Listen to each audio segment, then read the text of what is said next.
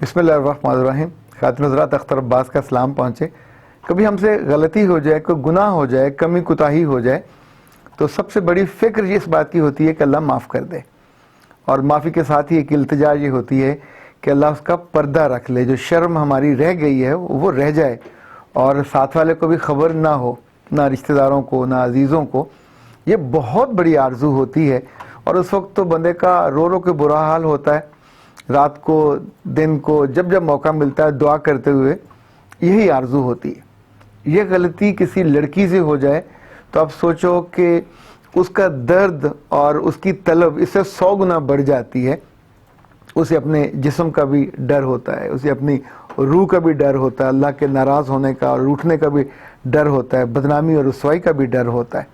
آج اس موضوع پہ ہم بات کریں گے ایک ایسی بچی کے حوالے سے کہ جس نے زندگی میں ایک بڑا گناہ کیا، ایک بڑی غلطی اس سے سرزد ہوئی، اور پھر اس کے ساتھ کیا ہوا. انفیکٹ کیونکہ اس طرح کے بہت سارے معاملات میرے سامنے آتے ہیں تو مجھے لگتا ہے کہ یہ آپ کے لیے نہ صرف دلچسپ ہوگا بلکہ سوچنے کے کئی راستے کھولے گا. پر اس سے پہلے کہ ہم اس موضوع پہ بات کریں، کچھ آپ کی باتیں، آپ ہی کے لفظ اور آپ ہی کی زبانی. محمد ظرف اللہ خان نے لکھا ہے کہ سر بہت خوبصورتی سے آپ دل کو لگنے والے پیغامات دیتے ہیں. اللہ ہم سب کی عزتوں کی حفاظت کرے اور آپ کی ہم سے زیادہ حفاظت کرے. فرزانہ بٹ نے لکھا ہے بہت خوب سر، آپ کی باتیں ہمیشہ پراثر ہوتی ہیں اور مایوس دلوں کو امید سے بھر دیتی ہیں. فرزانہ بہت شکریہ. اور زینبیہ ملک، میرا خیال یہی نام ہوگا، بہت خوبصورت سر. اب تو لگتا ہے کہ بہت سے لوگوں کے لیے عزت آنے جانے والی چیز ہے، پیسہ ہی ان کا خدا ہے، پیسہ ہی ان کا ملجا اور ماوا ہے، حالانکہ ایسا تو نہیں ہے. اور یہ الطاف حسین صاحب ہیں، وہ کہتے ہیں کہ سر اللہ آپ کو سلامت رکھے اور حق بات کی ہمیشہ توفیق دیے رکھے. God bless you. الطاف صاحب بہت شکریہ. ویسے میں کبھی کبھی یہ بھی سوچتا ہوں کہ حق بات دوسروں کے لیے جو کہنا یا دوسروں کے بارے میں کہنا کافی آسان ہوتا ہے. جو اصل لڑائی ہوتی ہے وہ تب ہوتی ہے جب آپ اپنے بارے میں حق بات سوچتے اور کرتے ہیں. اچھا جی، اب آئیے آج کے موضوع کی طرف. یہ جس لڑکی کا میں ذکر کر رہا تھا، جب ان سے غلطی ہوئی، کوتاہی ہوئی تو پھر ظاہر واپسی کا دروازہ اللہ نے ان کے لیے کھول دیا.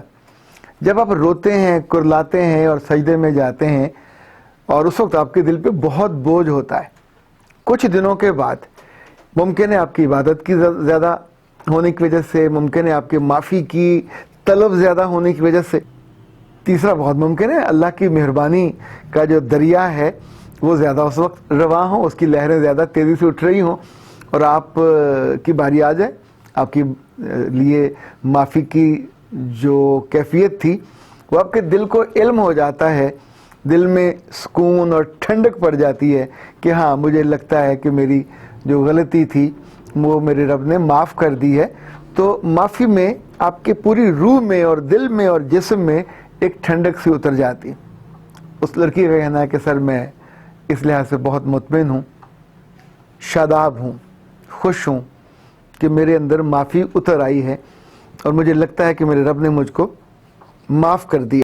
اس کا کہنا یہ ہے کہ میں اندر سے بدل گئی ہوں، میں نے نماز پڑھنا شروع کر دی ہے. میں صبح جب سب سو رہے ہوتے ہیں میں تب بھی اٹھتی ہوں اور تب بھی میرے ہاتھ جڑتے ہیں، تب میرے آنکھوں سے زیادہ آنسو رواں ہوتے ہیں. میرا دل بھی نرم ہو گیا ہے، میری زبان بھی اور میٹھی ہو گئی ہے، اور مجھے اب لگتا ہے کہ اگر مجھے گناہ کا موقع ملے گا تو میں اسے انکار کر دوں گی. جب یہ غلطی اور گناہ اس نے کیا تو اس میں اکیلی نہیں تھی.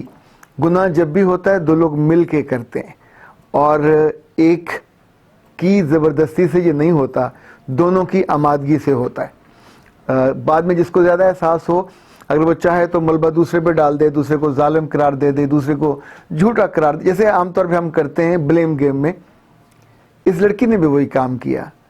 وہ کہتی ہے کہ یہ مجھے بہت خوشی ہے، سکون ہے، سرور ہے کہ میری معافی ہو گئی ہے، پر اب میں اندر سے ڈر گئی ہوں، خوف زدہ ہوں کہ کہیں اگر اللہ مجھ پہ مہربان ہو گیا ہے تو کہیں ایسا نہ ہو جائے کہ اس کو بھی معافی مل جائے. آپ سوچئے کہ جو خوشی اس کو ملی تھی، جو سہولت اس کو ملی تھی، اب وہ ظالم اندر سے پتھر کی ہو گئی ہے کہ دوسرے کے بارے میں وہ سوچ رہی ہے کہیں اللہ اس کو معاف نہ کر دے.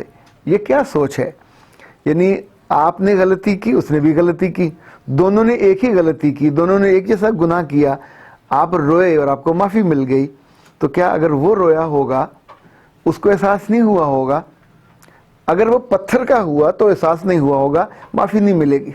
لیکن یہ تو عجیب ایک سختی ہے دل کی کہ آپ دوسرے کے لیے ایک بات طے کر کے خود ہی اللہ بن جاؤ، خود ہی فیصلہ کر دو کہ اس کو تو جہنم کے آخری گڑھے میں جانا چاہیے. نہ کیا کریں. جب رب آپ پہ مہربان ہے تو پھر دوسروں پہ مہربان بھی ہو لینے دیا کرے. ایک بات یاد رکھیں، رب آپ کی مرضی کا تابع نہیں ہے. وہ آپ کی منشا دیکھ کر جان کر دوسروں کے بارے میں فیصلہ نہیں کرتا. یہ ہم بہت غلط فہمی کا شکار ہو جاتے ہیں. ایک اور خاتون نے بھی اس طرح کی بات کی. اس کا کہنا تھا کہ اس کے میاں نے اس پہ یہ زیادتی کی، وہ زیادتی کی، اور اتنی زیادتیوں کے بعد اس نے اپنے میاں کو بد دعا دی، اور اب وہ آرزو مند ہے کہ بد دعا پوری ہو جائے. تو میں نے اسے کہا اللہ کی بندی، اگر یہ بد دعا تمہاری پوری ہوگی تو سب سے پہلے تم بیوہ ہو جاؤ گی.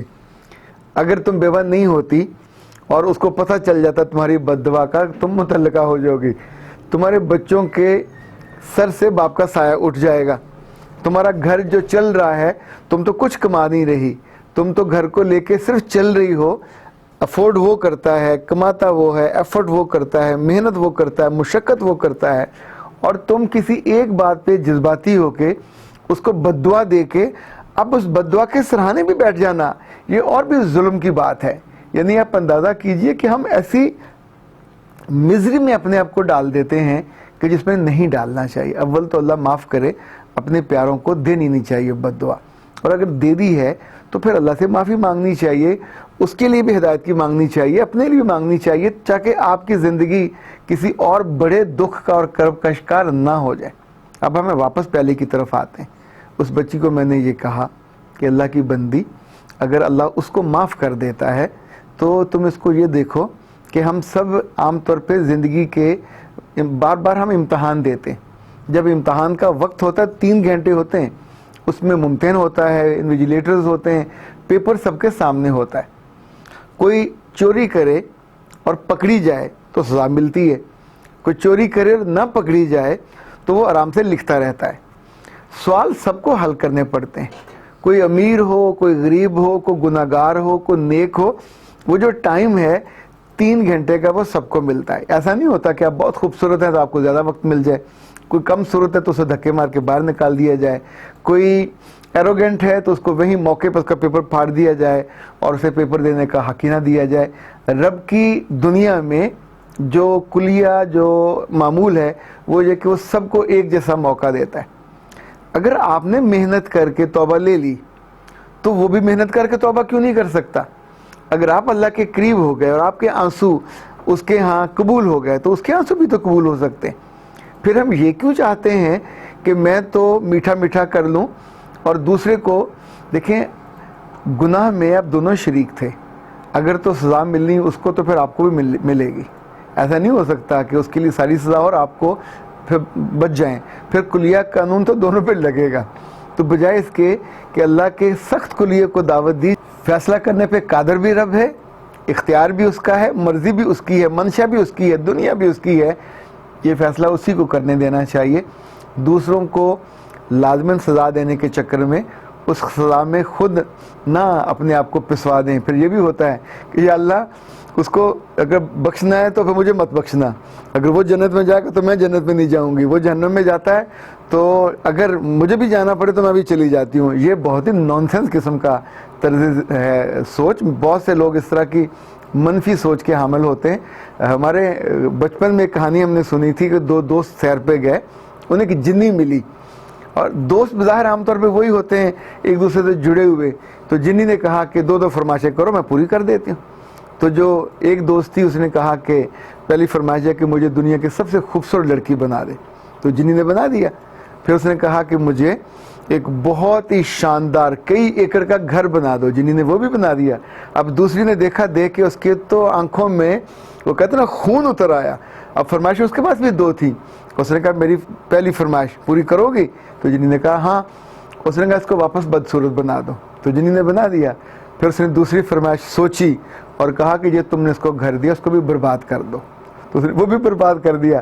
تو بدبخت خاتون، وہ جو تمہیں موقع ملا تھا 2 فرمائشیں کرنے کا، تو آپ اس سے بھی زیادہ خوبصورت بن جاتے، آپ کلیوپیٹرا بن جاتے، اب دنیا کی، یعنی وہ آج کی خوبصورت بنی، تم دنیا کی سب سے خوبصورت بن جاتی، اس سے زیادہ بڑا گھر بنا لیتی۔ لیکن ہم پھر یہ سوچتے نہیں ہیں، سوچ بڑی ہو تو بندہ پھر ذرا بڑا سوچتا ہے۔ ہمیشہ یاد رکھیے گا کہ اگر غلطی آپ سے ہوئی اور آپ نے گناہ پہ معافی مانگ لی تو دوسرے کو بھی معافی ملتی دیکھ کے پھر دل چھوٹا نہ کیا کریں، اللہ اس کو بھی معاف کر دے۔ ہم یہ عجیب سے لوگ ہیں کہ دوسرے کو اسی گناہ پہ معافی ملتے دیکھ کے ہمیں بڑی تکلیف ہوتی ہے، ہم اس کو تو ہر صورت میں ٹکٹکی سے بندہ لٹکایا دیکھنا چاہتے ہیں، خود اپنے لیے چاہتے ہیں کہ اللہ ہمیں چپ کر کے معاف کر دے۔ زندگی تو دونوں پہ ایک جیسی اتری ہے، رب بھی دونوں کا ہے اور وہ منصف ہے، وہ عادل ہے، وہ فیصلے بہتر کرتا ہے، اور اللہ معاف کرے وہ اگر سختی پہ آ جائے تو بہت زندگی تنگ ہو جائے، سو نہ ان کے لیے سختی مانگے نہ اپنے لیے مانگے۔ اختر عباس کو اجازت دیجیے، السلام علیکم۔